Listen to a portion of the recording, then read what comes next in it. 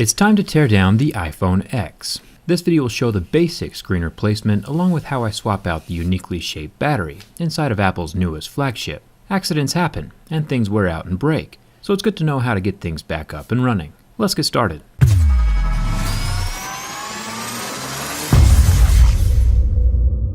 Getting into this phone is pretty similar to the iPhone 7 and iPhone 8, but it does get a bit easier once you are inside. The same familiar two pentalobe screws are at the bottom of the phone. I'll have a little toolkit linked in the video description for you, along with all the parts needed to complete these replacements.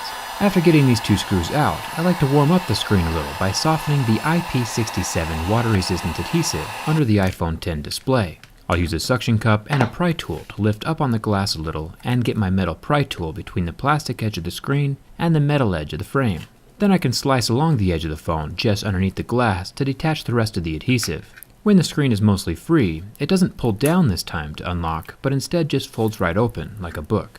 The ribbons you see on the right side of the phone are extremely fragile, so don't put any pressure on them. Apple did simplify the process with only one metal bracket this time, which is nice of them. Still using the same Y000 screws as previous iPhones, I'll remove the 5 screws holding that metal plate down and then keep them organized off to the side because they definitely need to go back in the same hole they came out of. It was also nice of Apple to put all the connectors in one solitary row for us here in the center. The connectors we care about during this video are first the battery connector, making sure to use a plastic pry tool when lifting this off as to not short out the battery. Then we can detach the 2 screen ribbons, one at the bottom right and the other at the bottom left side of the connector row. And the last guy is for the earpiece and microphone. This also detaches like a little Lego from the motherboard. And here is the screen. Quite a bit simpler design now that we don't have the fingerprint scanner at the bottom. These OLED displays are definitely going to be more expensive than the LCD iPhone screens of the past, just because the part itself costs a lot more. I'll have the current pricing in the description like always. It does fluctuate with time, and will get cheaper as the phone gets older. The new screens will probably not come with the earpiece attached, so there are 3 more screws we need to transfer over. I'll pull these out, being careful to keep track of the little gold niblet on the top screw. Then I can fold the speaker down and away, allowing me to pull up the microphone and the other small sensors. These ribbons are extremely fragile, so go slow and be careful. Now that I have the speaker out, it really does depend on how the new screens ship, but you might also need to transfer over some of the clear plastics, but that's not too big of a deal.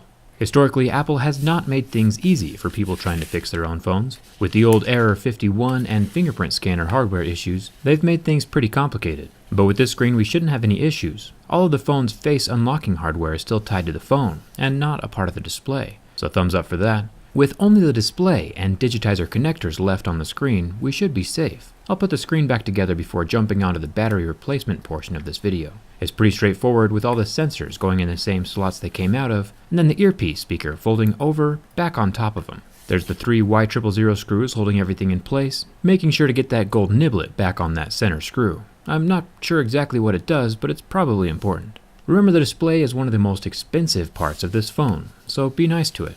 Now let's take a shot at removing the oddly shaped battery. Since the screen is already off and the battery disconnected, I'll grab the first magical pull tab at the top of the battery and slowly pull it out from underneath. These are very fragile, so go slow. Plus, that sound is delicious.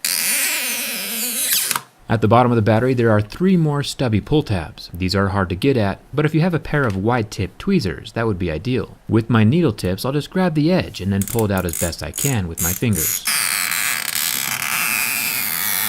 If you do fail at pulling out the magical pull tabs, you'll have to commence the pry of shame.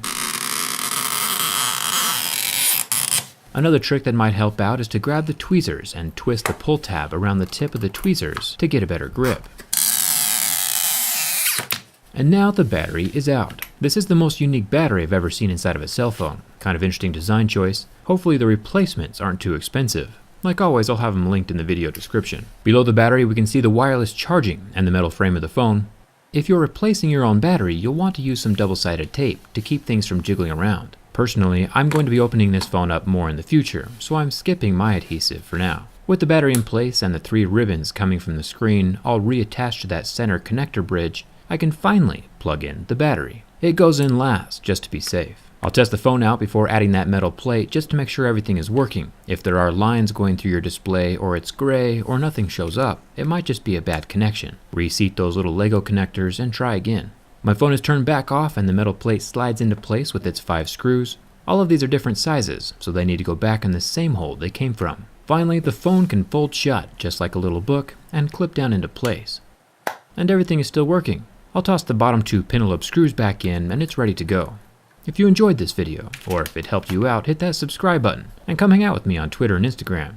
Let me know in the comments if you have any questions, and thanks a ton for watching. I'll see you around.